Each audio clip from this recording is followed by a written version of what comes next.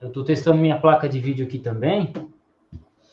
Boa noite a todos, sejam muito bem-vindos à Liga Apologética. Fazia muito tempo que eu não dizia esse nome, Liga Apologética. Conversei com a galera lá que está dentro da Liga e falei, gente, esse negócio de podcast adventista é muito frufru. A gente é conhecido como Liga Apologética e Liga Apologética a gente é, não tem conversa. Então, já hoje, já volto aqui trazendo um amigo meu, Samuel Caldas. Eu não vou apresentar ele, porque ele vai se apresentar. Somos amigos já há alguns anos. E a gente vai falar sobre justificação pela fé. Então, sejam muito bem-vindos aqui à Liga. Muito obrigado, Samuel, por aceitar o convite. E se apresenta aí pra gente, cara. Quem é você? CPF, RG, conta de banco, pra gente comprar um carro no seu nome, por favor. No que trabalha. Olá a todos. Fico muito honrado, muito feliz de fazer parte dessa live com o amigo Adolfo. Como ele disse, a gente se conhece há um tempo aí. Eu tenho 51 anos, sou adventista do sétimo dia, batizado desde o dia 30 de outubro de 1988. Eu tinha 18 anos quando me batizei. Eu sou casado, tenho 4 filhos. E meu início de estudo bíblico começou com... Oi, pode falar. Você tem 4 filhos que não precisa nem de exame de DNA, né, cara? Que são a tua cara, velho. Você viu nas fotos. Então, é o seguinte, eles são mesmo, né, minha cara, né? Um deles parece um pouco mais com a mãe, mas o resto parece muito comigo. Então, como eu estava falando, eu comecei a estudar a Bíblia com 18 anos, né, quando eu me batizei. E eu era muito animado, muito fervoroso, digamos assim, né? Sempre mantive esse fervor, pelo menos até 2014. Deu uma arrefecida, assim, se eu tivesse que comparar meu nível de estudos hoje, dedicados à Bíblia e assuntos espirituais, com o que era antes de 2014, é muito desproporcional. Aqui eu gasto muito tempo agora lendo história, filosofia, outros temas atualmente, mas eu tenho um arsenal espiritual que eu adquiri ao longo desses 98 mais ou menos, 2008 dá 20 anos. Mais 2018, 30 anos, mais ou menos uns 26, 27 anos direto estudando a Bíblia e o espírito de profecia, aqui entre os adventistas, os escritos da Ellen White. Mas de 97 para cá, eu tenho estudado também livros de teologia. Mas o meu choque mesmo, assim, a reviravolta na minha vida foi em 94. 94, o meu avô era muito, muito dedicado a Deus, muito estudioso da Bíblia, muito. Mas era um homem simples, ele não tinha faculdade, nada assim, mas era um homem de fé. E acontece que ele recebia o material que vinha dos Estados Unidos, e essa publicadora de adventistas, tá? Eram adventistas, mandavam material para ele. Essa publicadora pegou fogo, né? Ela foi incendiada, não sei se criminosamente, não sei. Em 87, eles pararam de enviar material para o meu avô, só que meu avô já tinha morrido em 82, eu tinha 12 anos. E esse material deixou de vir para casa quando eu tinha 17 anos. Eu nem ligava para esse material, porque eu era praticante de BMX, sabe? BMX é bicicross, sabe? Eu gostava muito de bicicross, Extra Light, Extra Nylon, andava com essas bikes assim, sabe? Pulava obstáculo, era o cara da... Eu gostava de ouvir Ramones, música rock, sabe? E isso fora da igreja, né? Quando eu voltei para a igreja com 18 anos, eu ainda gostava dessas músicas, eu não sabia por que abandoná-las ainda, sabe? Mas o fato é que eu estava desligado espiritualmente. Quando eu entrei na igreja, demorou um tempo ainda para eu pegar o ritmo de estudo. Em 94, essa publicação que eu mandava livros para o meu avô, revistas para o meu avô, falando sobre justificação pela fé. O tema da revista é justificação pela fé. Elas viram e mexem, elas tratam de justificação pela fé sob vários aspectos, vários ângulos. E esse material vinha para o meu avô, mesmo depois do meu avô falecido, ninguém notificou ao pessoal dos Estados Unidos, ele continuou recebendo.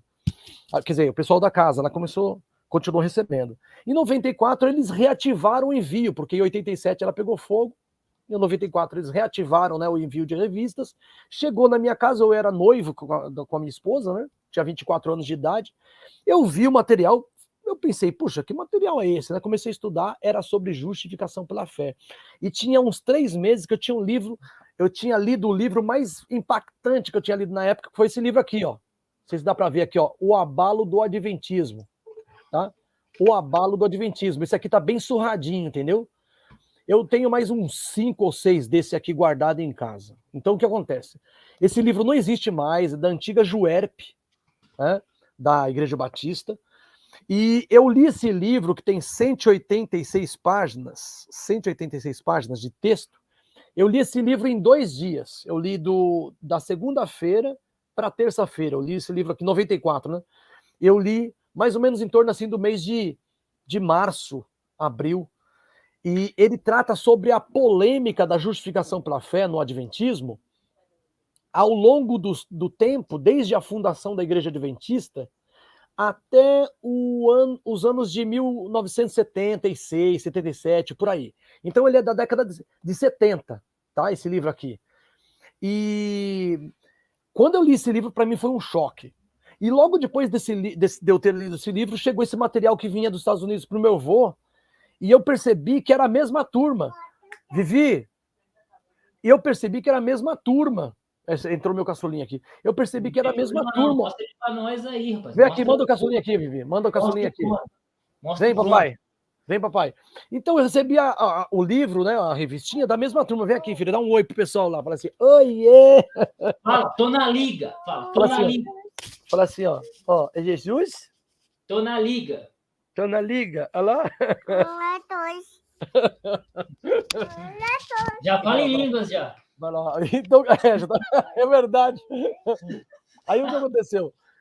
Eu comecei a estudar esse material que vinha dos Estados Unidos, junto com a Abalo do Adventismo, e o meu desafio inicial foi o seguinte, Adolfo, eu pensei assim, poxa, essa verdade da justificação pela fé é extraordinária, maravilhosa, mas ela harmoniza com os escritos da igreja, com os escritos de Ellen White, e aí eu comecei a comparar e eu vi que tudo que estava escrito nas revistas e no Abalo do Adventismo, eu digo, é claro que o Abalo do Adventismo é a visão do anglicano Geoffrey Paxton, que é um australiano da igreja anglicana, falando sobre o Adventismo. Inclusive, se eu não me engano, é a tese de doutorado dele. Ou é o doutorado ou o mestrado dele, o Abalo do Adventismo. E aí isso mexeu comigo. Eu falei, peraí, rapaz, isso é muito bom essa matéria. Então eu comecei a me dedicar ao tema da justificação pela fé. Tem sido o meu tema predileto nas escrituras, né? Claro que tem outros temas ali muito relevantes, como o santuário celestial, como Trindade, eu gosto muito, divindade de Cristo, gosto muito da cristologia, né? A pessoa de Cristo. Aí tem temas muito preciosos no meu coração, né? Que eu gosto muito da Bíblia, mas o meu tema predileto, de longe, é justificação pela fé. E essa é a minha Bíblia que me acompanha desde 97. É uma Bíblia Thompson, bem surradinha, o couro dela já está bem rachado, né? Eu preciso mandar para o pastor da Assembleia de Deus, pastor Cláudio, ele que faz que coloca o couro na minha Bíblia, né? Tem várias anotações, a Bíblia também surradinha. Enfim, gosto muito do tema da justificação pela fé e tem sido predominantemente as mensagens que eu apresento na igreja. Claro que não só isso, mas predominantemente é o tema da justificação pela fé. Perfeito. Só uma pergunta, Samuca. No que você trabalha? No que você trabalha e formação, por favor, que isso a gente esqueceu de falar. Então, eu sou historiador, né? Sou formado em História. Meus professores na faculdade, eles diziam assim que não devia ter aquela separação, professor de História e historiador, tipo licenciatura e bacharelado. Não, eles diziam assim, não tem como você ser um historiador se você não ser tudo. Não adianta você ser professor de História, conhecer História para ensinar. Você tem que ser historiador. Eles diziam assim, que eles achavam que essa ideia de separar a licenciatura de bacharelado de História não era uma boa ideia. E eu concordo com eles, mas de qualquer forma eu fiz a licenciatura em História, sou professor de História. Eu trabalhei de motoboy muitos anos da minha vida, mais ou menos uns 13, 14 anos. Trabalhei de metalúrgico com meu pai, trabalhei de taxista, fiz de tudo um pouquinho. Só não fui pedreiro, mas que é uma profissão que eu admiro muito, e falta para mim, né? Assim, eu não tenho conhecimento de pedreiro, mas eu gostaria muito de ter adquirido. Mas eu sou professor de história, sou professor da Prefeitura de São Paulo, concursado. Hoje eu tenho 11 turmas, trabalho com mais ou menos 330 alunos, mais ou menos. Perfeito. Então, já fiz 2 perguntas, né? Quem é você, no que você trabalha e por que você estuda justificação pela fé. Agora, vem aquela perguntinha que eu já preparei para você antes. Por que é importante estudar esse assunto, Samuca? Porque dentro do Adventismo, por que estudar justificação pela fé dentro do Adventismo é importante? Eu diria, em primeiro lugar, que a justificação pela fé ela é importantíssima por se tratar do... Bom, não é segredo para ninguém que o apóstolo Paulo é o maior escritor do Novo Testamento. Não é segredo. Ele é o maior escritor do Novo Testamento. E é atribuído a ele também o fato de certa forma, ser o fundador da doutrina cristã, de certa forma, né? Assim, uma pessoa que lançou os alicerces da doutrina, do desenvolvimento da doutrina cristã. Mas o fato é que a justificação pela fé está na Bíblia toda, mas nos escritos de Paulo, ela fica muito mais clara e ela é mais relevante, né? Ele é mais sistemático em tratar do tema da justificação pela fé. Quando eu comecei meus estudos, eu não lia Paulo. Simplesmente, eu deixava de lado porque eu achava que a linguagem dele era difícil. Mas eu era muito jovem e tal, 18, 19 anos.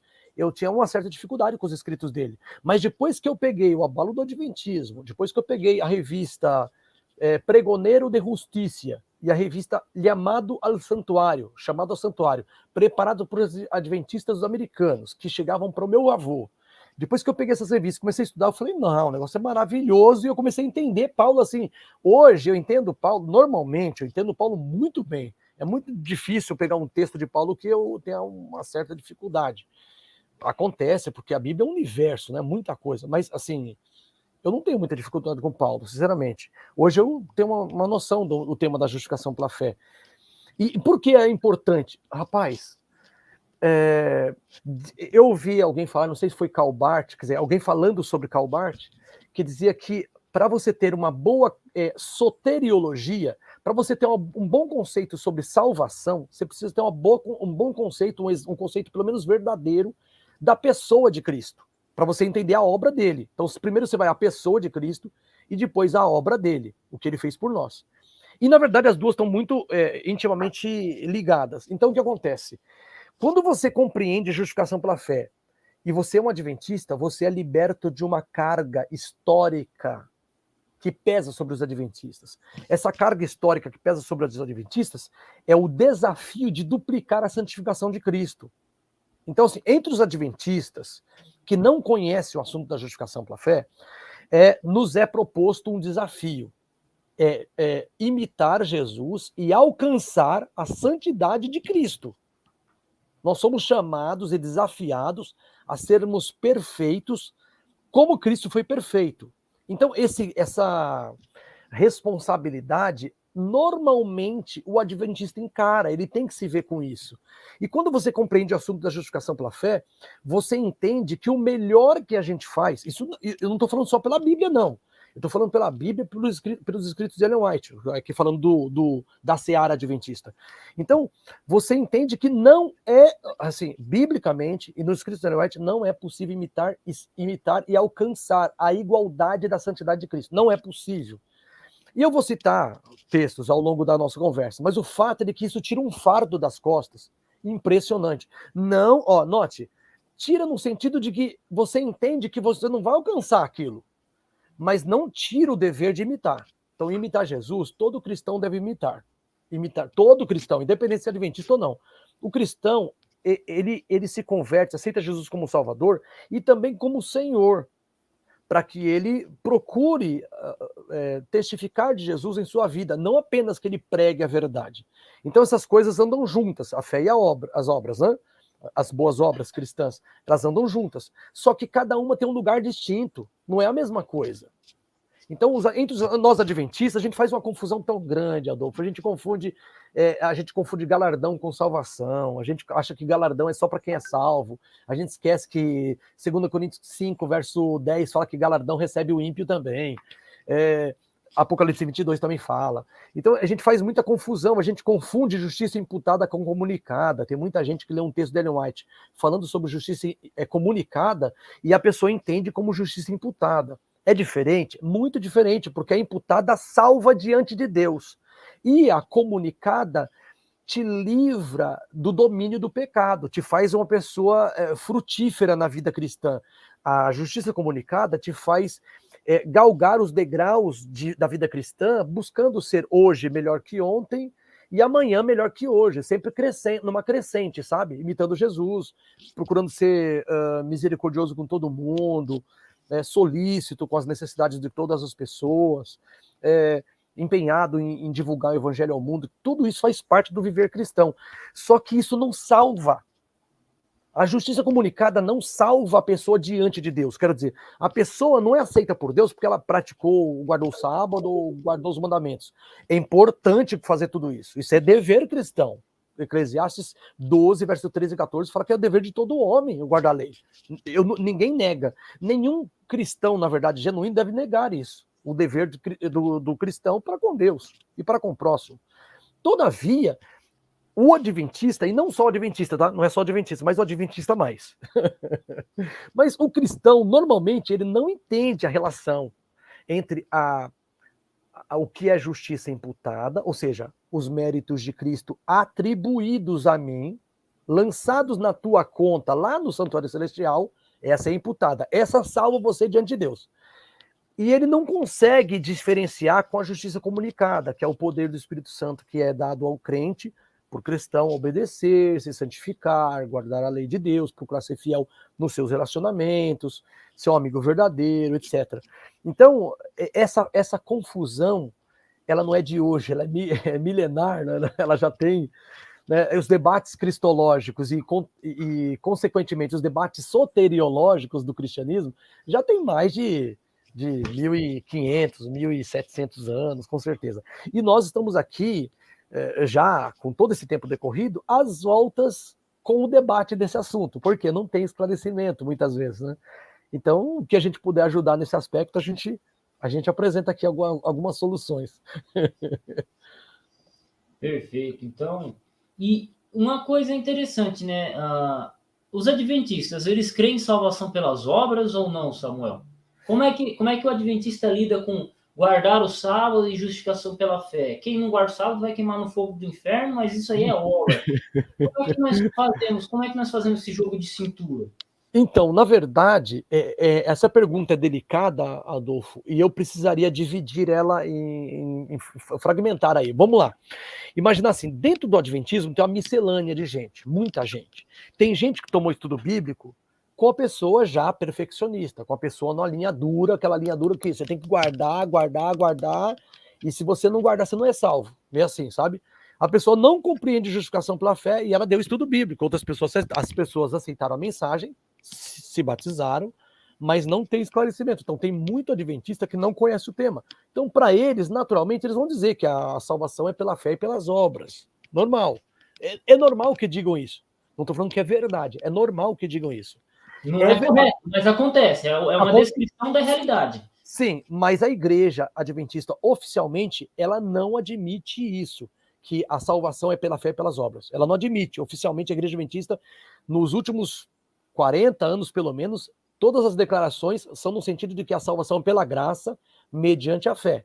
E não vem de obras, como Efésios 2. Então, assim, a declaração da igreja adventista, em geral, ela replica e ela, vamos dizer assim, ela segue Paulo em Efésios, capítulo 2, verso 8 a 10. Eu vou citar aqui, porque eu acredito que eu estou afirmando o ensino de Paulo ao mesmo tempo que eu estou afirmando da igreja. A igreja entende desse jeito. Efésios 2, verso 8 a 10. Pois é pela graça que sois salvos, por meio da fé. E isso não vem de vós, é dom de Deus. Verso 9, importantíssimo. Não das obras para que ninguém se glorie.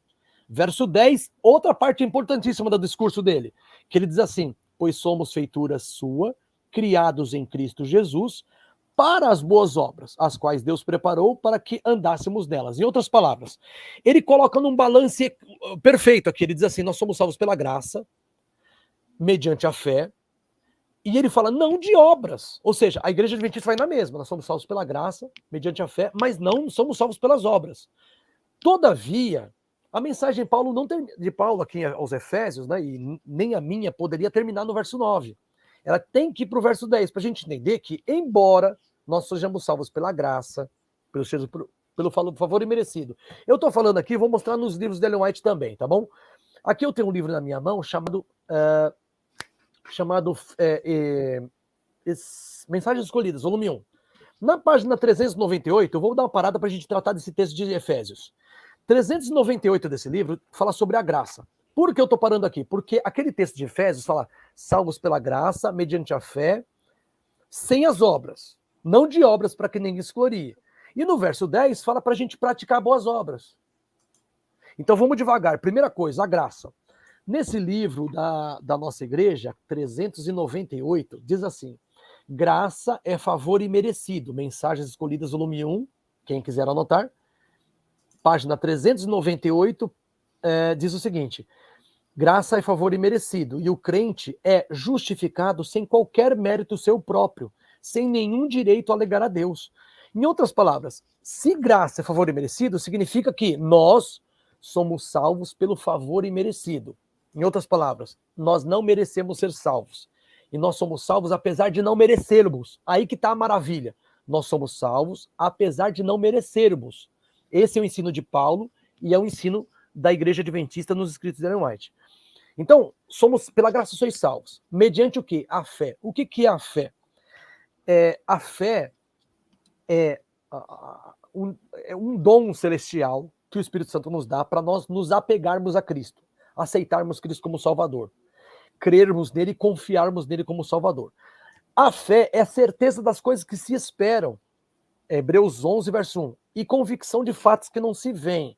Então, quando se diz que eu sou salvo pela graça, mediante a fé, significa que a minha salvação não é vista. Note, a minha salvação, a justiça pela qual sou salvo não está aqui na terra. Eu ainda a espero.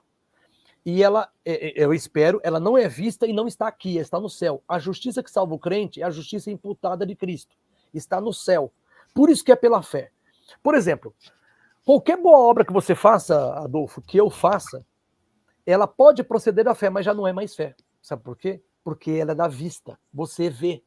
Você vê o seu progresso quando você não guardava o sábado, você passou a guardar. Você vê o progresso quando você não era fiel nos relacionamentos amorosos e você passa a ser.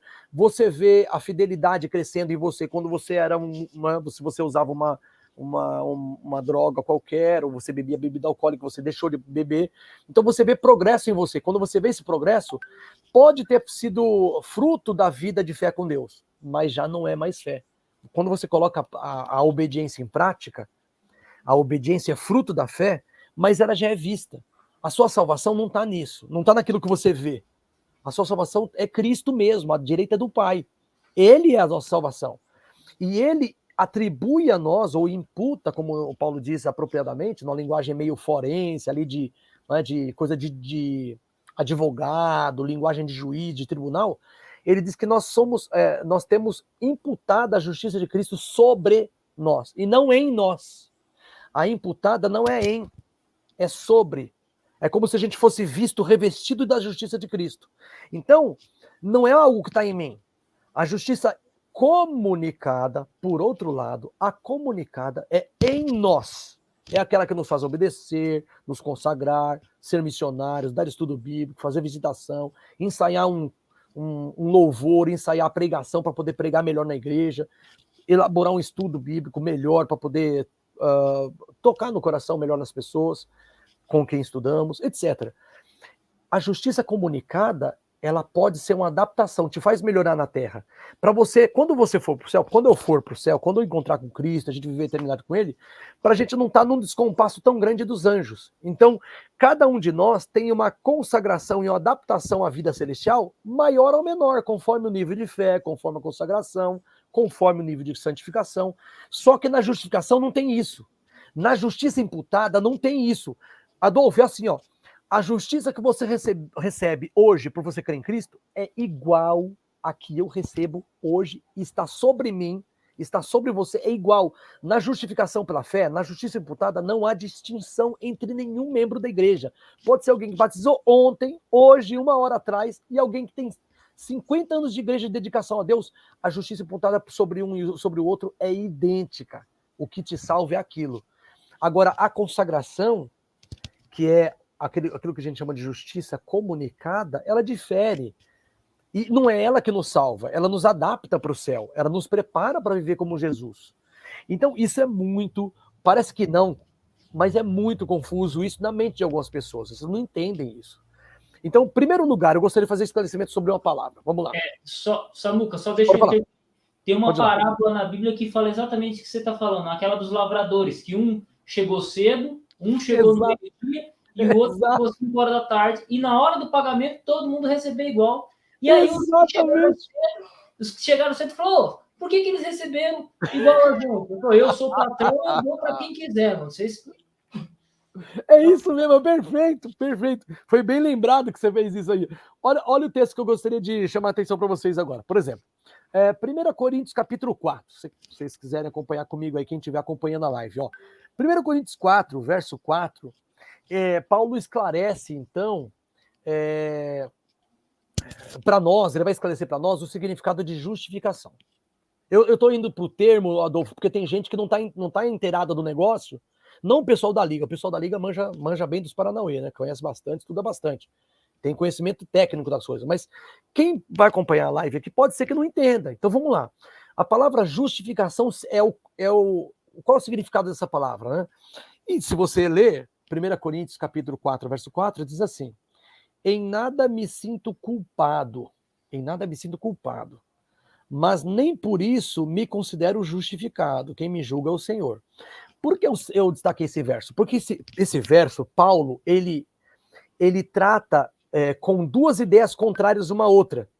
Uma ideia é culpado e a outra é justificado. E ele apresenta essas duas ideias como antônimas, como contrárias.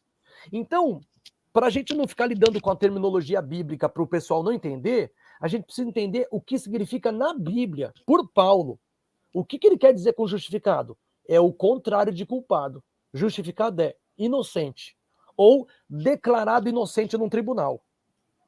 Então, no tribunal divino, lá no céu, quando alguém, o caso de alguém comparece diante de Deus lá para Deus julgar a pessoa, Jesus advogando. Quando aparece lá o caso de uma pessoa e Deus declara do tribunal, declara justa, ela é justa e acabou. Por causa dos méritos de Cristo. Nunca vai ser porque ela é justa, ela não peca. Porque nós, Adolfo, o que a Bíblia diz sobre nós, independente aí de a pessoa ser consagrada como for, está em 1 João capítulo 1, e primeira carta de João capítulo 1, e os versos 8 e 10, para a gente ser mais objetivo, 8 e 10, o 8 diz assim: se dissermos que não temos pecado nenhum, enganamo-nos a nós mesmos, e não há verdade em nós. Então aquele que diz que não tem pecado é mentiroso. Ele está enganando a si próprio. Ele tá se ludibriando. E o 10 diz assim, o 10 é pior, tá? O 10 é mais grave. Ele diz assim, se dissermos que não pecamos, aí ele está falando que não praticamos o pecado. Se dissermos que não cometemos pecado algum, não cometemos, ele diz, fazemo-lo mentiroso, e a sua palavra não está em nós. O 10 é mais grave porque é o seguinte, ele diz assim, se você diz que não comete pecado nenhum, você nunca comete, você está fazendo Deus mentiroso. E a verdade, deixa eu ver, a verdade é a palavra. Deixa eu ver o verso 10. E a palavra de Deus não está em você. Então, o que acontece? Nós temos que entender que o nosso melhor não dá. Sabe, o nosso melhor? Vamos imaginar assim, o Enoque, a consagração do Enoque na Bíblia. Não dá, não dá. Ele jamais seria salvo. Ele jamais teria sido levado para o céu. Jamais, nunca. Pela vida dele, nunca, de jeito nenhum. Ele foi salvo porque ele creu em Jesus. Porque ele creu no que Jesus ia fazer no futuro por ele. Ele foi salvo por um conceito prospectivo, um prospecto. Porque o que era o ritual do santuário, Adolfo? Ritual do santuário, a morte daqueles animais, o derramamento do sangue na base do altar, a gordura sendo queimada em cima do altar de holocausto, o sangue sendo introduzido dentro do santuário, aspergido em cima da tampa da arca, que é o propiciatório. Propiciatório é lugar de propiciação. Propiciação é ser propício a. É a ação de propiciar, de ser propício a alguém. Ou seja, é o lugar da misericórdia, é o lugar da expiação.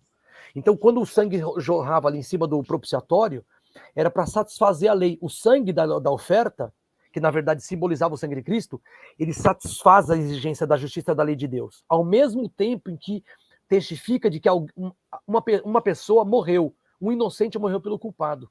Então o culpado é visto diante de Deus, a partir daquele momento, como sendo sem nenhum pecado. Olha, eu vou ilustrar com um texto. Olha que texto lindo, Adolfo. Esse livrinho aqui, ó. Esse livrinho aqui, ó. Caminho a Cristo. Aqui nesse livro, Caminho a Cristo, pode alguém que está acompanhando pode pensar assim, mas poxa, mas vai usar um livro que não é a Bíblia, né? A Bíblia que é o melhor, né?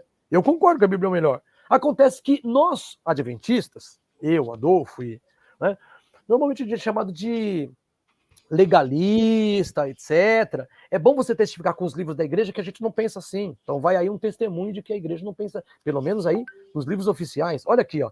Aqui diz assim: se você se entregar a ele, página 62, tá? Caminho a Cristo 62, quem quiser anotar. Se você se entregar a ele e o aceitar como seu salvador, será considerado justo por causa de Jesus, ó, por sua causa, está escrito. Por mais cheia de pecado que tenha sido a sua vida, o caráter de Cristo substituirá o seu caráter e você será aceito diante de Deus exatamente como se nunca houvesse pecado. Então o que acontece? Na justificação pela fé, não que eu nunca pequei, ao contrário, eu sou um pecador, mas eu luto contra o pecado. O pecador convertido luta, ele não é um pecadeiro, né? Que nem fala como fala o Leandro Quadros. Ele não vive na prática. Ele luta contra o pecado, luta contra o diabo, luta contra as coisas do mundo. O salvo é assim. Contudo, a pessoa, ele reconhece que ele não tem justiça em si mesmo, suficiente para salvar. Então ele crê em Jesus, e Jesus, com a sua justiça, atribuída ao caso dele no tribunal celestial, faz com que eu e você sejamos vistos sem pecado algum, como diz o Caminho a Cristo, página 62. Então, o que é justificado? É declarado inocente no tribunal celestial. Isso é justificado. Quando fala que nós somos justificados pela fé, é que nós somos justificados por crer em Jesus, cuja justiça não está aqui. Está lá. A justiça que me salva está lá. A que está aqui me santifica. E eu não posso confundir as duas. A que me santifica não é a que faz com que Deus me aceite. Deus me aceita por causa da justiça de Cristo, que está à direita do Pai. Agora, eu sou santificado pela justiça de Cristo, transmitida ou comunicada para mim, através do Espírito Santo, para que eu viva uma vida justa. No Adventismo, isso é tenso, porque a gente conhece essas passagens, mas não consegue articulá-las. E a base da justificação pela fé, não, se eu tivesse que sugerir para vocês uma sequência, seria, primeiro, entender que a lei de Deus é imutável.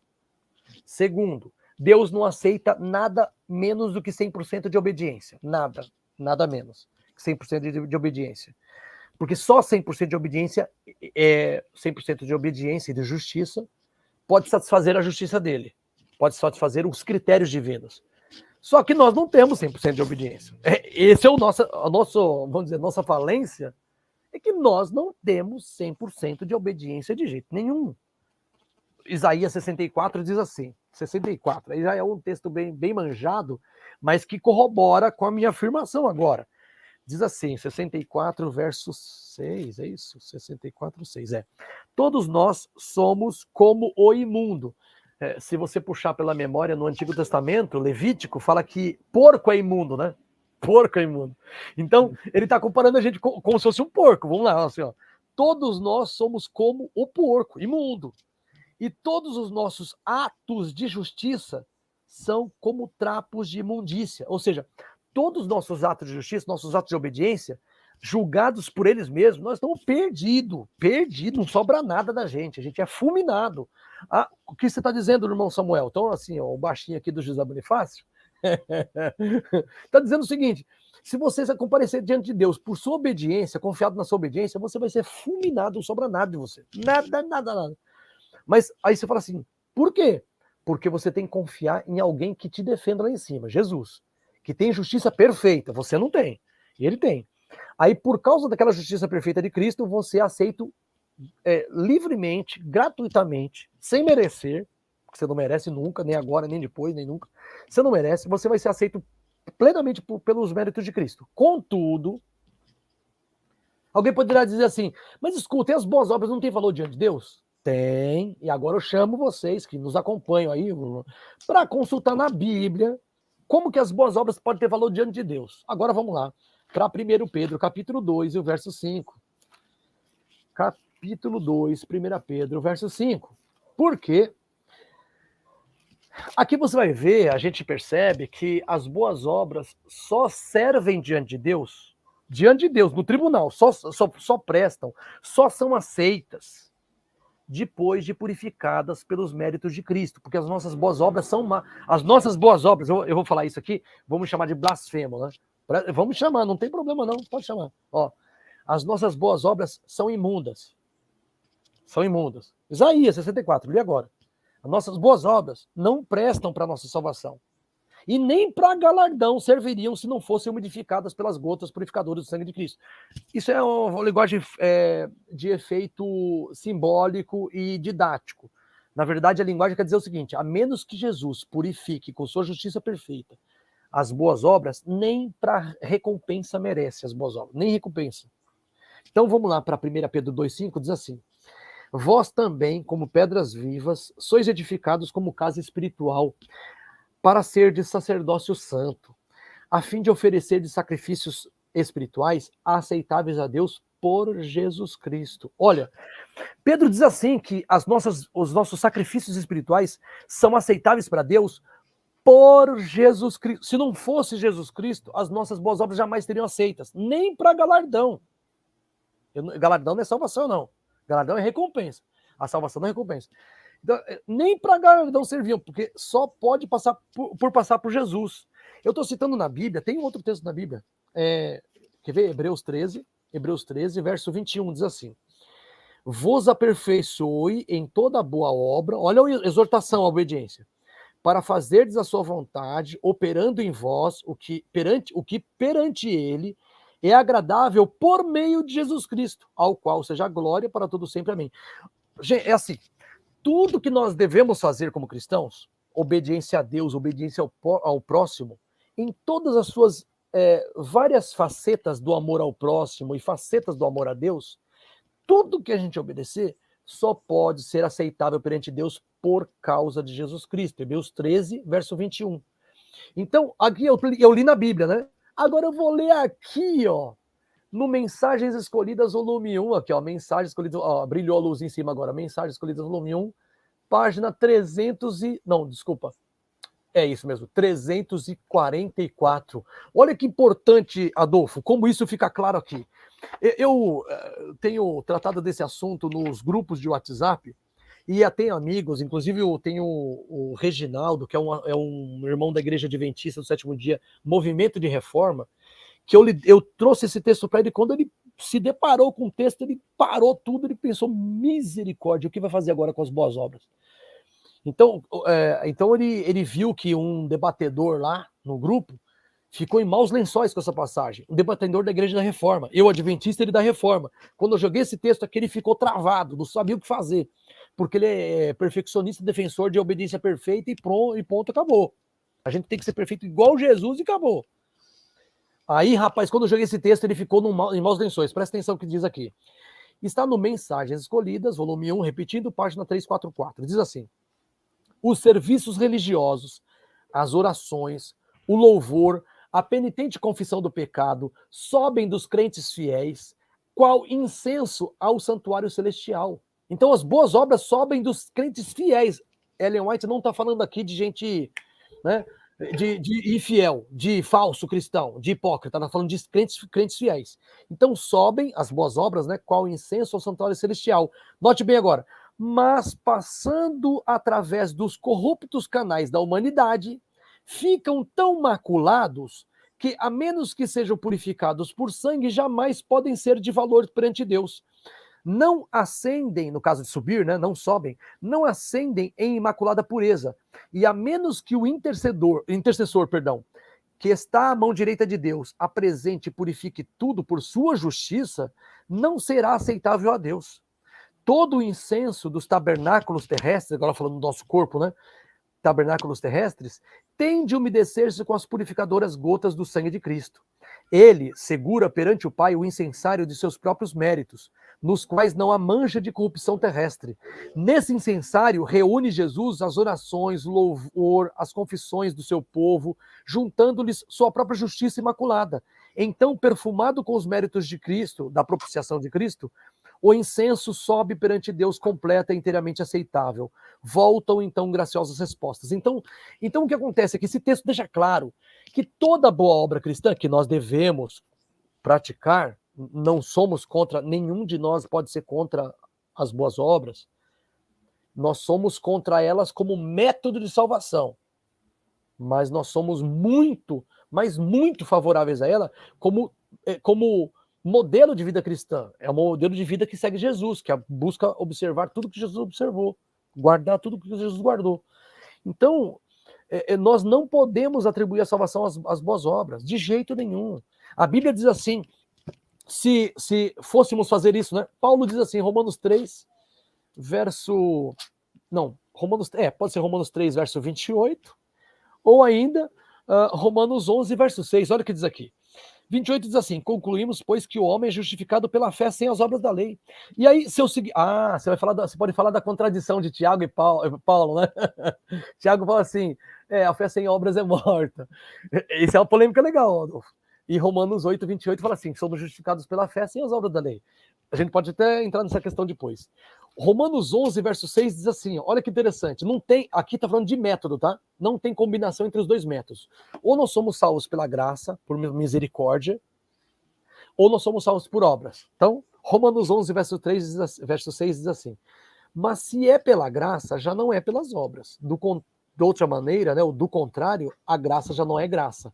Então, a justificação pela fé, a salvação perante Deus, ela é por livre favor divino, pela graça.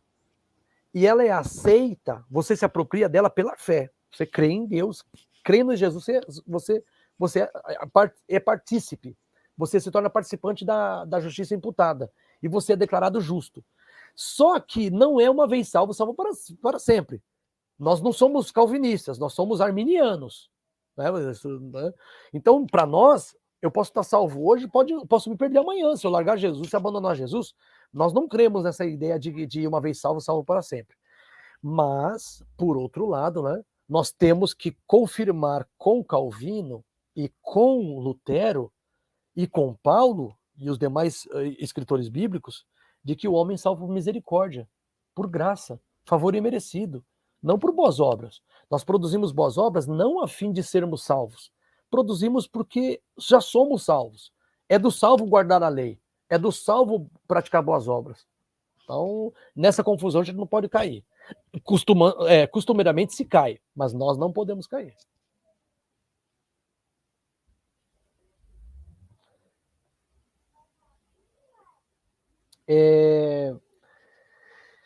Tem a questão do Paulo e do Romanos ali, de Romanos, eu mesmo suscitei a lebre, desculpa Adolfo, assumir a frente aqui nesse ponto. Eu levantei a lebre, né, citando Romanos 3, verso 28, e mencionei Tiago 2, verso 24, dizendo que somos justificados por fé e por obras. Aí precisa ficar claro. Vamos lá, então? Então é o seguinte, ó. Primeira coisa, eu tenho que entender quem está escrevendo e para quem está escrevendo. Em que contexto está escrevendo. Como se fosse perícope, sabe? Analisando ali o contexto em que está sendo dita a frase. Então vamos lá. Paulo, em Romanos, ele está preocupado em passar uma mensagem para a igreja de Romanos, para os irmãos da igreja de Roma, porque Paulo tentou muitas vezes lá e não conseguiu. Romanos 1,13 diz assim... não vos enganeis, irmãos, eu me propus muitas vezes ir ter convosco, mas até agora tenho sido impedido, para também obter entre vós algum fruto, como entre os demais gentios. Então ele falou assim, muitas vezes pretendi ir ter convosco, mas não pude ir. Então o que Paulo fez? Paulo escreveu Romanos para poder suprir a ausência dele. Falou assim, olha, eu não vou estar aí, não consigo ir para aí, então vou mandar a mensagem completa. E Paulo se preocupou nos primeiros capítulos em mostrar o que o homem é nulo diante de Deus. O homem é nulo. Então, ele diz isso no capítulo 1, ele diz no capítulo 2, de 1 a 6, de 1 a 5. Ele diz isso no capítulo 2, sobre os que guardam a lei, do verso 17 em diante, até o verso 29, 28 e 29 de Romanos 2. E ele diz em Romanos 3, do 1 até o 20, ele diz isso, ele começa a mostrar a nulidade da justiça humana. Não tem como, ninguém é justo perante Deus, não há um sequer. Romanos 3,9 diz assim, pois que somos nós melhores do que eles? De maneira nenhuma. Paulo falando dos judeus. De maneira nenhuma. Já dantes demonstramos que tanto os judeus como os gregos todos estão debaixo do pecado. Ou seja, ele está dizendo assim, ó, o mais justo peca. Se o mais justo peca, pronto. Não pode satisfazer a justiça divina. Porque o que Deus exige é 100% de obediência. Nós não temos 100% de obediência. A gente já nasceu torto, nasceu errado já. O salmista diz assim, em pecado me concebeu minha mãe. Então, o que acontece? Ele já está jogando no pó. Toda a glória humana está jogando no pó. E no capítulo 3, verso 21, ele começa a esclarecer como que a gente é justificado perante Deus. E ele diz lá no verso, a base sobre a qual nós somos justificados. Justificados, verso 24, 25 e 26. Diz assim, ó. E sendo justificados, Romanos 3, 24, 25 e 26. E sendo declarados inocentes, justificados. Lembra que a gente estudou justificação, o que significa? Declarado inocente? Então eu vou traduzir já aqui, ó. E sendo declarados inocentes gratuitamente pela sua graça, no caso, seu favor, pela redenção que há em Cristo Jesus, porque ele é a pessoa que opera a nossa salvação por si mesmo, em si. Verso 25. Deus o propôs para a propiciação pela fé no seu sangue, ou seja, exige-se de nós, cada um de nós, aceitar o sacrifício de Cristo, senão não tem como ser salvo. Aí, seguindo, para demonstração da sua justiça divina, né? Pela remissão dos pecados dantes cometidos sob a tolerância de Deus. Olha, esse pecados cometidos dantes sob a tolerância de Deus tem duas leituras que são feitas desse finalzinho do verso 25. Uma está absolutamente errada e a outra está certa. A que está absolutamente errada é quem pensa o seguinte, Deus não leva em consideração os pecados dantes cometidos por mim, os pecados que eu cometi antes da minha conversão. Essa está errada, não é isso. Paulo está falando de um tempo profético, da manifestação da justiça de Deus em Cristo. Vou dar um pano de fundo profético para isso. Daniel 9, verso 24 diz assim, ó, 70 semanas estão determinadas sobre o teu povo, para fazer cessar a transgressão, dar fim aos pecados, trazer a justiça eterna e selar os santos dos santos, ou o Santíssimo. Então, Daniel 9, verso 24, promete a vinda da justiça eterna. Essa vinda da justiça eterna de Jesus, pano profético agora, que se cumpre em Romanos, capítulo 3, verso 21, que na verdade ela se cumpre com a vinda de Cristo, né? A encarnação de Cristo e o evento messiânico, a vida dele. Contudo, Paulo fala sobre esse evento. Então, Paulo, em Romanos 3, verso 21, diz assim, mas agora se manifestou sem lei a justiça de Deus, tendo o testemunho da lei dos profetas. Isto é, a justiça de Deus, a justiça de Deus pela fé em Jesus Cristo, para todos, e sobre todos que creem, pois não há distinção, pois todos pecaram, destituídos estão da glória de Deus. E sendo justificados gratuitamente pela sua graça, pela redenção que há em Cristo Jesus, aí segue o texto. Então o que acontece aqui? Paulo está falando no verso 21, Romanos 3, 21, que o evento messiânico trouxe a justiça de Deus, a promessa de Daniel 9:24, que diz assim, e trazer a justiça eterna e selar a visão e a profecia e ungir os santos dos santos. Então ali em Daniel 9:24 tem um pano de fundo da promessa da justiça eterna que Deus enviaria. E Deus enviou na pessoa de Jesus.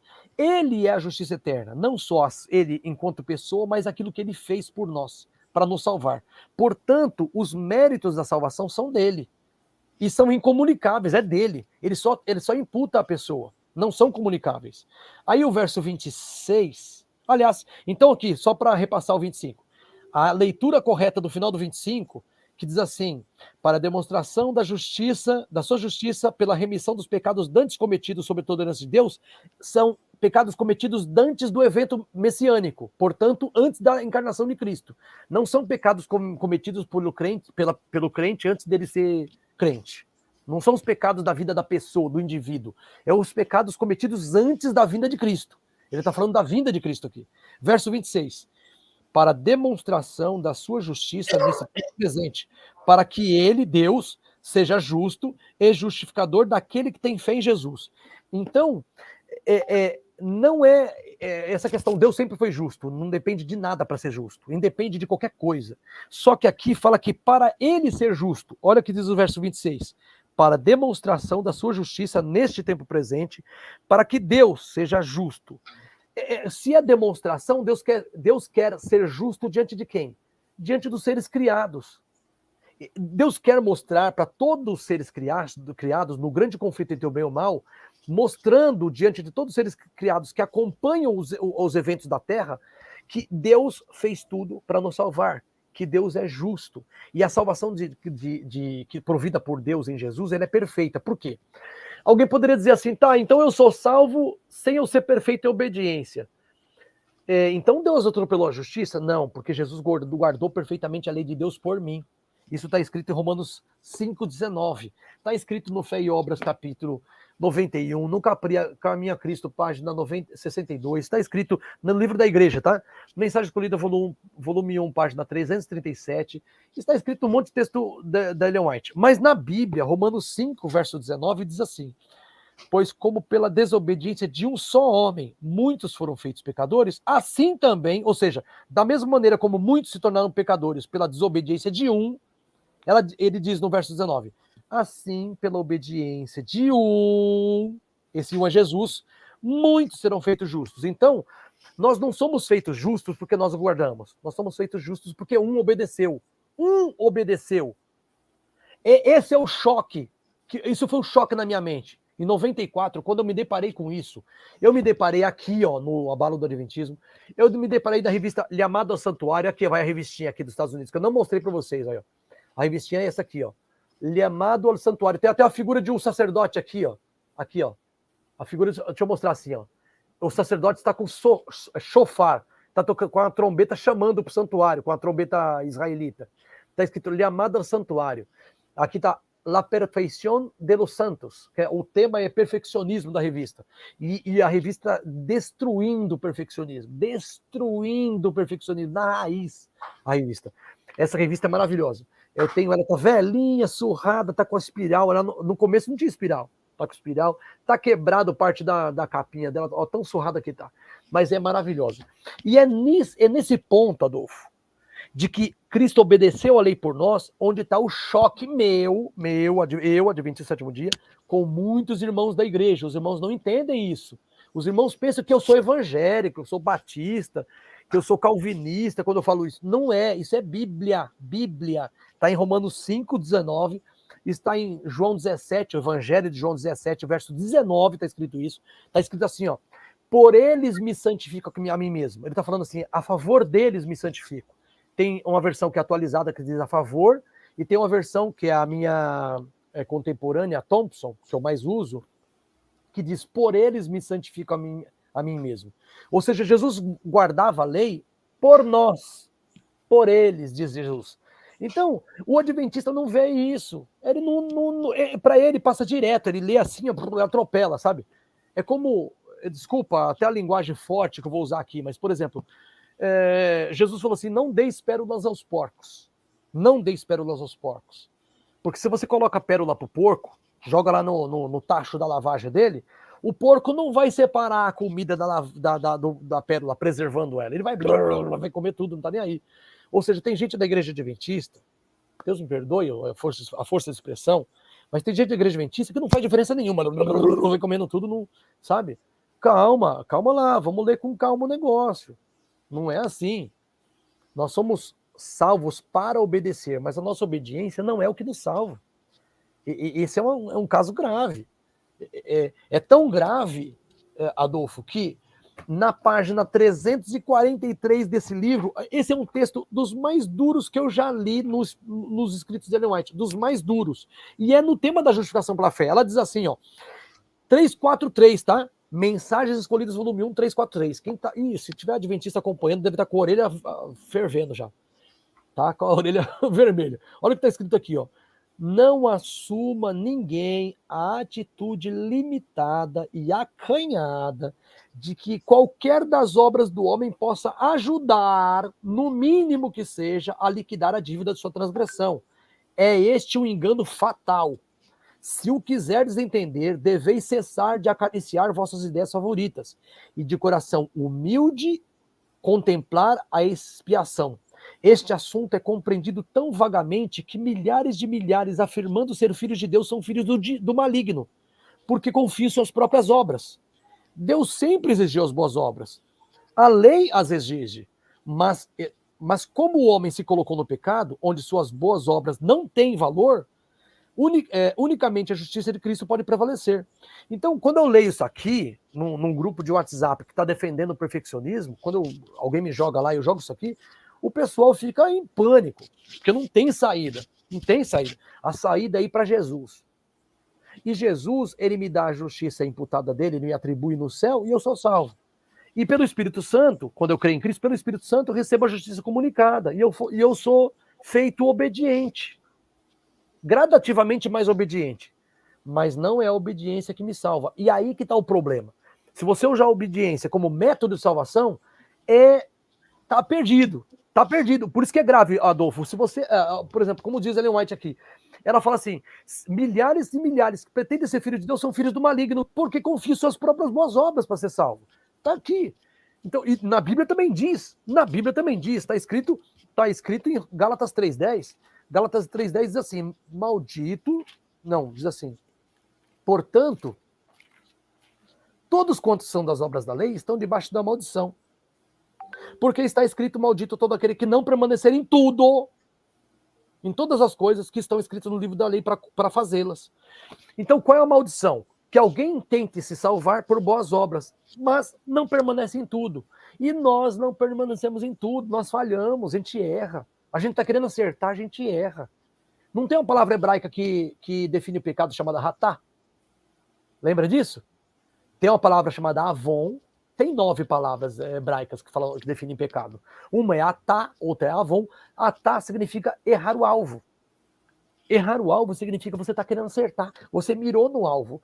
Mas quando você soltou, ela não atingiu o centro, atingiu do ladinho, no vermelho do lado. Pronto, acabou. Você está perdido. Não dá mais. Então, pecado é errar o alvo. Então, se você está obedecendo e você não consegue atingir o 100% que Deus exige, você não pode ser salvo por suas boas obras. Você está debaixo da maldição. Você tem que ser salvo pelas obras de Cristo. Aí você pode ser salvo. Pelas suas obras não tem como. Você está tentando o caminho errado. É ilegal esse caminho. Então, o uso ilegal da lei. A lei não foi feita para isso. A lei foi feita para mostrar para a gente nossos pecados. Para a gente ver quem a gente é e correr para Jesus. Isso quem fala isso mesmo? Não é o Karl Barth, é um outro... Adam Clarke, se eu não me engano, é um teólogo antigo aí dos anos século XIX, né?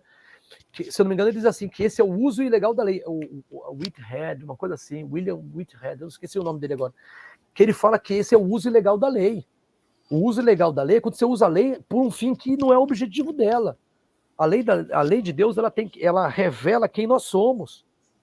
Revela o caráter de Deus e automaticamente, quando a gente se compara com o caráter de Deus na lei, a gente se vê defeituoso. E aí a gente corre para Jesus, por isso que ele é um aio que conduz a Cristo. Mas não quer dizer que a lei de Deus não deve ser obedecida. Deve. Mas não com finalidade de ser salvo por obedecê-la. Aí é aí que a coisa toma um rumo doido. Eu vou dar um exemplo, Samuel Carlos, do que você está querendo dizer. Nós temos um martelo e nós temos a marreta. Com o martelo, dá para pregar. Com a marreta, dá para pegar prego. Só que ela não é a ferramenta correta, porque ela vai entortar o prego, ela vai acertar seu dedo com mais facilidade, você vai usar mais força. Exatamente. E você pode usar o martelo para quebrar a parede. Só que você vai ter que bater mais vezes, você vai ter que quebrar, usar mais força, e você pode quebrar o cabo do martelo muito mais fácil e desgasta o martelo. Então você tem que usar a ferramenta certa. Exato. Na função certa. Mas é isso, Adolfo, saber para que serve. É claro que a gente precisa obedecer à lei de Deus, é dever de todo homem, é maravilhoso a andar nesse caminho. O salmista dizia com palavras maravilhosas como ele amava a lei de Deus e meditava na lei de Deus dia e de noite. Isso é maravilhoso, é tremendo. A lei de Deus e obedecer à lei de Deus é maravilhosa, a lei de Deus. Não tem como a gente se levantar contra ela sendo um cristão genuíno, a gente tem que honrar a lei de Deus. Paulo mesmo diz assim, anulamos, pois, a lei pela fé, Romanos 3,31, de modo algum. Antes confirmamos, estabelecemos a lei. Então, ninguém pode ser contra a lei. Agora, usá-la de maneira ilegal para uma finalidade que não é a dela, aí a coisa fica muito ruim mesmo. Então, no caso de Tiago, o contexto de Paulo está querendo dizer assim, Romanos 4, verso 2. Paulo está querendo dizer, Romanos 4, 2, que como o homem pode ser salvo perante Deus? Olha o que diz aqui, Romanos 4, verso 1 e 2. Que diremos, pois, ter alcançado Abraão, nosso pai, segundo a carne? Verso 2. Se, de fato, Abraão foi justificado pelas obras, tem de que se gloriar, mas não diante de Deus. Então, ele foi justificado por obras. Ele foi justificado por obras, mas não diante de Deus. Ele disse, olha, se de fato Abraão foi justificado por obras, tem de que se gloriar. Ele não está duvidando que Abraão foi justificado por obras. Ele está dizendo que foi. E ele até tem de que se gloriar, mas ele diz não diante de Deus. Diante das pessoas. Por que ele foi declarado amigo de Deus? Pai da fé. Porque ele teve a coragem de entregar seu próprio filho Isaque no Monte Moriá. Aquilo foi o maior exemplo de fé genuína quando ele demonstrou a fé, ele expôs a fé em ato, em obediência. Foi ali que ele foi colocado como referencial de fé, o pai da fé. Por quê? Porque ele obedeceu, mas que ninguém colocou, Deus não colocou aquele desafio para ninguém, só para ele. E ele demonstrou aquela fé que ele ia entregar o filho dele. O anjo interveio e disse assim, para. Deus proverá para si o sacrifício, né? Para aí, pode parar. Segurou o cutelo na mão dele e falou, para, não sacrifica o menino. E aí, ele olhando para o lado, viu lá um cordeiro, lá um cabrito com chifres presos num galho, no arbusto, ele pegou e sacrificou aquele bicho. Porque Deus proveu um sacrifício inocente para o lugar da humanidade. Então, o que acontece? Paulo, ali no Romanos, ele está dizendo assim, olha, eu quero mostrar para vocês, o povo de Roma, já que eu não posso ir para Roma, eu quero dizer para vocês agora, nessas palavras da carta aos Romanos, o que você precisa saber, ou o que você precisa fazer para você ser aceito perante Deus. É assim, aceita Jesus. Não é por obras, é por graça. Aceita ele que você vai ser salvo. Sem obras da lei. Outra, Abraão, ele foi justificado por obras, mas não diante de Deus. Então, quando você vai para Tiago, é diferente, o contexto é outro. Se Paulo está preocupado com a relação vertical, criatura-criador, o crente e Deus, já a carta universal de Tiago está preocupado com o relacionamento horizontal, o irmão diante do outro. Note bem como começa Tiago 2, verso 1. Tiago 2:1 é tremendo, porque ele já começa dizendo aqui veio. Ele mostra que o contexto não é vertical, é horizontal, é de relacionamento entre irmãos. Ele diz assim no verso 1, Tiago 2:1, meus irmãos, como crentes em nosso Senhor Jesus Cristo, Senhor da glória, não façais a acepção de pessoas. Ele já está preocupado assim, ó. Irmão, vocês estão reunidos aí? Por que vocês colocam alguém lá na frente lá e colocam o mais pobre lá no fundo? Por que vocês tratam melhor aquele que está com o anel no dedo e aquele que é pobrezinho? Então ele começa a mostrar que nessa relação horizontal, né, como que os irmãos devem se tratar uns aos outros. E quando fazem acepção de pessoas, eles estão transgredindo a lei. Então ele diz assim, ó, por exemplo, se na vossa reunião entrar algum homem com anel de ouro no dedo e com trajes de luxo, e entrar também algum pobre andrajoso, e atentardes para o que tem os trajes de luxo, e lhe disserdes, assenta-te aqui em lugar de honra, e disseres ao pobre, fica aí em pé, ou assenta-te abaixo do estrado dos meus pés. Então, se você fizer isso, o que ele diz? Ele diz, não estáis distinguindo entre vós, não fazeis distinção entre vós mesmos, e não vos tornais juízes movidos de maus pensamentos? Ouvi, meus amados irmãos, não escolheu Deus aos que são pobres aos olhos do mundo para serem ricos na fé e herdeiros do reino que prometeu aos que o amam? Então ele começa a mostrar assim, irmão, ele começa a raciocinar e dizer assim, vocês estão errados, vocês estão fazendo acepção de pessoas, vocês estão errados. E aí quando ele vai falar sobre o exercício da fé, e vai colocar as obras junto, ele vai dizer assim, Abraão foi justificado por fé e obras, ele vai dizer, é diante dos homens, porque diante de Deus não tem o que se gloriar. Romanos 4,2 assim, ele foi justificado por obras, mas não diante de Deus. Em Tiago não, Tiago ele está falando nessa relação horizontal. E ele diz no verso 14, já entrando na nossa perícope lá, que fala sobre justificação por fé e obras, ele diz assim, meus irmãos, que proveito há se alguém disser, que tem fé e não tiver obras, pode essa fé salvá-lo? Aí nós estamos entrando na questão da natureza da fé. Primeiro, a natureza da fé. A fé nunca fica só, porque a fé atua por amor. Gálatas 5,6. 5,6 ou é 6,6? A fé atua por amor. Isso é da natureza da fé. A fé sempre leva para boas obras. Então, se a pessoa diz que tem fé e não tem obras, não tem fé. Não tem fé. Ela está enganando todo mundo. Diz aqui, ó, Gálatas 5,6. Pois em Cristo Jesus, nem a circuncisão, nem a incircuncisão tem valor algum. O que importa é a fé que opera pelo amor. Ou seja, qual é a fé genuína? A fé genuína opera por amor. E o que é o amor? Romanos 13,10. O amor é o cumprimento da lei. A fé sempre leva ao cumprimento da lei. Se alguém não cumpre a lei e não busca cumprir a lei, é claro que ele não tem fé.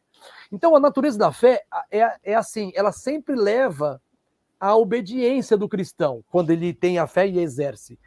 Então ele diz assim, pode semelhante fé salvá-lo? Ele não fala, pode semelhante obra salvá-lo. Pode semelhante fé salvá-lo? Aí verso 15, se o irmão ou irmã estiverem nus e tiverem falta de mantimento cotidiano, se algum de vós lhe disser, ide em paz, aquentai-vos e fartai-vos, mas não lhe derdes as coisas necessárias para o corpo, que proveito há nisso? Então ele está falando assim, ó, se alguém diz isso e o outro faz aquilo, ele tá descrevendo um relacionamento horizontal. Ele não está preocupado com o homem e Deus aqui. Ele está dizendo assim, irmão, se você fala que você tem fé e você vê o outro necessitando, você não faz nada, você está errado. Se você fala que você é cristão, é dedicado a Deus, você é temente a Jesus, você ama Jesus como seu salvador, você está na igreja, e chega a pessoa rica, você trata bem, chega o pobre, você fala, senta aí em qualquer lugar. Você está fazendo errado. Ou seja, ele está preocupado com a relação horizontal. Ele não está preocupado com essa relação. Portanto, a justificação da qual ele fala não é a justificação perante Deus, ele está falando com a justificação perante os homens. Porque o que é justificação mesmo? Declarado inocente. Eu sou visto como justo ou inocente perante os outros, meus semelhantes, quando eu ando na fé. Quando a minha vida corresponde à fé que eu prego. Agora, se a minha vida não corresponde à fé que eu prego, essa fé não é verdadeira, é outra coisa, qualquer outra coisa. Então o contexto dele, ele fala assim, vede, se alguém disser isso, se alguém dizer aquilo, essa relação é o quê? É horizontal ou é vertical? É horizontal. Ele está preocupado em ajustar as relações entre a igreja, dizendo, poxa, igreja, por que vocês estão fazendo acepção de pessoas? Por que vocês estão tratando assim o pobre, tratando assim o rico? Vocês têm que tratar todo mundo igual. É da fé. Se tiver dinheiro, se não tiver, não interessa, tratar bem. Tem que tratar bem. Então, quando ele fala de justificado aqui para Abraão, Abraão está justificado perante as obras, diante dos homens, porque ele... Pergunta, vamos lá. Você vai ver como vai lançar a luz agora. Vamos lá, olha como comparou Abraão com o homem da cruz. Não teve um homem que estava do lado da cruz de Cristo que ele salvou? Quer dizer, ele morreu salvo? Teve um ladrão... Teve um tal do bom ladrão, né, que é o ladrão que se converteu. Pergunta, alguém viu as boas obras dele? Não. Então, mas Deus sabe se a fé era genuína. Mas eu não sei, eu só vou saber se ele descer da cruz e começar a aguardar. Se ele não descer da cruz, para mim, eu não vi. Então, mas a pergunta é, com essa ação dele lá, registrada, quantos ladrões não se converteram? Ou quantas pessoas que estavam tomando um caminho diferente pararam e raciocinaram no relato escrito da vida da morte desse ladrão? Vou dar mais uma dica aí. Vamos lá, uma dica dele, ó, presta atenção. Os inimigos de Jesus viam Jesus como inimigo e queriam matá-lo. O ladrão da cruz falou assim, ó, nós sabemos por que estamos aqui. Um ladrão falou com o outro, né? Nós sabemos por que estamos aqui. Do tipo, querendo dizer assim, nós merecemos. Mas este nada fez. Ou seja, o ladrão bom, aquele ladrão que se converteu, ele reconheceu que Jesus era justo. De certa forma, ele honrou, ele louvou Jesus, porque ele disse, este nada fez para estar aqui. Mas nós, ou seja, ele reconheceu quem era, o quê? Pecador. E vamos dizer, pressuposto para a salvação. É como se fosse assim, requisito para a salvação. Você primeiro tem que se reconhecer pecador. Se você não se reconhece pecador, você não pode ser salvo. Primeiro passo para a cura é saber que está doente. Exatamente, ele se reconheceu doente, falou, eu sei porque eu estou aqui, eu mereço, eu mereço. Mas esse aqui nada fez, em outras palavras. Ele falou, Jesus é puro, ele é justo, ele não merece estar aqui, eu mereço. E aí ele ainda confiou em Jesus, ele demonstrou confiar, porque ele falou assim, Senhor, lembra-te de mim quando vieres no teu reino. Essa é a tradução correta, viu? Se eu não me engano, essa é a correta. Quando vieres no teu reino, não quando entrares no teu reino. Quando vieres no teu reino. Você pode ver, tem umas traduções aí, você que gosta de, você que gosta de baixar crítica. Isso aí, a gente discute isso numa próxima live. Sim, aí assim, então ele falou assim, lembra-te de mim quando vieres no teu reino. E aí Jesus responde, hoje estarás comigo no paraíso, né? Em verdade te digo, hoje estarás comigo no paraíso. Aí o adventista opta por aquela questão da vírgula, né? Em verdade te digo hoje, estarás comigo no paraíso. A gente não está discutindo imortalidade. Não, é verdade. Eu só tô isso a gente deixa para outro momento. O foco é justificação. Sim, verdade, eu não quero nem me demorar nisso, mas na verdade eu não quero perder a viagem. Já tá... mas o fato aqui, Adolfo, é assim, é que realmente aquela confissão dele, que Jesus era justo, aquela confissão de que ele sabia ser pecador, já é requisito para a salvação. Provavelmente ele já estava manifestando fé ali. E eu acho que para Jesus, de certa forma, foi um consolo saber que nas últimas horas de vida dele, do lado dele, alguém se salvou, alguém aceitou ele como Salvador. Isso é preciosíssimo. No tema da justificação, essa questão da justiça de Cristo, ela também pode ser entendida como justiça ativa e passiva. E eu estou entrando num ponto agora, Adolfo, que... Ô Samuca, posso... mais delicado, pode falar. Eu preciso... Joga a pergunta. Não, eu tenho que travar você, porque a gente já passou de 1 hora de live. E eu tinha combinado com você da gente fazer só 1 hora. Primeiro, para não cansar você, né? Porque senão o cara fala assim... depois o povo. Sim.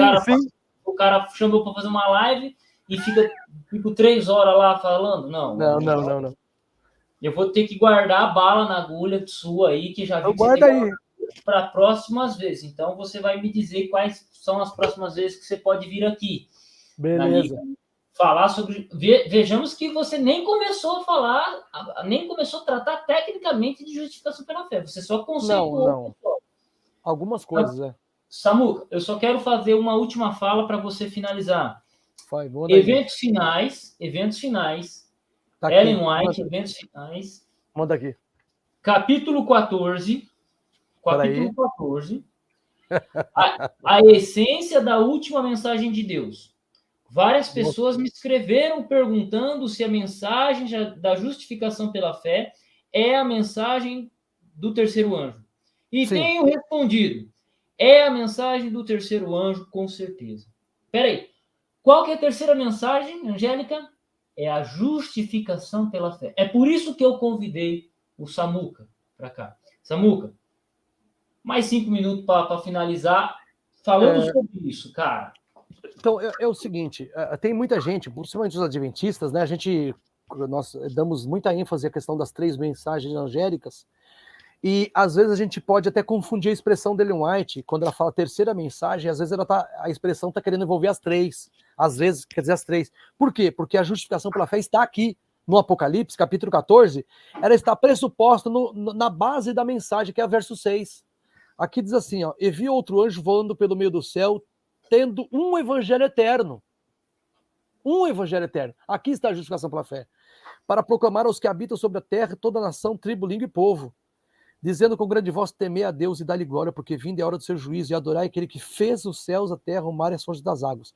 Vou parar um pouquinho aqui, só para fazer uma conclusão básica, usando a linguagem de Apocalipse, aqui do João no Apocalipse, capítulo 14, verso 7. Olha que interessante, Adolfo. Quando Deus criou o mundo, Gênesis 1 ali, quando Deus criou o mundo em todas aquelas etapas, naquelas 6 etapas, e ao 7º descansou, quando Adão começou o sábado, e Adão estava no sábado na presença de Deus, Adão podia ter olhado para a criação toda e encontrar um defeito? Não. Você acha que seria possível Adão, com toda a sua inteligência, naturalmente dada por Deus, né, todo puro, tudo em harmonia com Deus, a natureza humana dele perfeita, ele olhava toda a criação de Deus, ele poderia falar assim, essa cor aqui não tá legal, esse formato de animal que não tá legal? De jeito nenhum, porque tudo que Deus faz é perfeito. Aí a pergunta é, agora vou entrar na justificação pela fé, comparando a criação com a redenção. Quando Cristo diz na cruz do Calvário, está feito, está consumado. O cristão pode olhar para a cruz e dizer assim, está faltando um negócio? Está faltando alguma coisa? Porque se não está faltando, se ele completou, se está feito, por que eu duvido? O Salmo 68, verso 18, é um texto maravilhoso, eu queria fechar com ele aqui. 18 não, é outro verso. Eu vou achar aqui, já vou passar para você. Que de cabeça às vezes a gente erra. Salmo 68, e eu tô meio enferrujado, sabe, Adolfo? Eu tenho lido, como eu te falei, desde 2014 para cá, eu tenho lido mais história, filosofia, etc. Mas vamos lá. 68, verso... Vai queimar no fogo, hein? Salmo 68, verso 28, diz assim, na minha versão é a Thompson, tá? Depois você consulta a sua, como é legal. Diz assim, ó, convoca, ó Deus, a tua força. Confirma, ó Deus, o que já realizaste por nós. E o Salmo 68 fala do santuário celestial, ou seja, o que Cristo faz no céu? Ele confirma o que ele já realizou por nós. Lá no céu, ele não acrescenta um ponto ou uma vírgula à sua obra terrestre. Ele só confirma o que ele já realizou na terra por nós. Quando Cristo na cruz disse, está consumado, portanto, estava mesmo. Completo mesmo. Para sabermos se ele está falando do santuário do Salmo 68, basta buscar o verso 24 e o verso 35. O 24 diz assim, ó Deus, viu-se a tua procissão, a procissão do meu Deus, meu rei, no santuário. No, não ao. Se é ao santuário, significaria a ida de Cristo para o céu, vindo da terra, de fora do santuário, portanto, ao santuário, de fora para dentro. Mas o texto diz assim, viu-se a procissão do meu rei, meu Deus, no santuário. Verso 35 diz assim, ó Deus, tu és tremendo no teu santuário. O Deus Israel dá força, poder e glória ao seu povo. Bendito seja Deus. Então eu termino com essas palavras, confirmando que a morte de Cristo na cruz do Calvário, ela só é confirmada lá no céu por nós. Então nós temos que ter segurança. Adolfo, aquele que crê em Jesus não é condenado. Quem não crê já está condenado, porquanto não crê no nome do unigênito Filho de Deus. Eu convido aqueles que estão ouvindo, que de repente não se entregaram a Jesus, que se entreguem a Jesus, confiem em Jesus e passe para Filho de Deus hoje mesmo, né? Comece a sua vida com Deus hoje, que na verdade é a coisa mais preciosa da sua vida. Você vai ver no final das contas que a melhor coisa que você faz na sua vida é seguir Jesus e ser servo de Cristo. Deus abençoe a todos.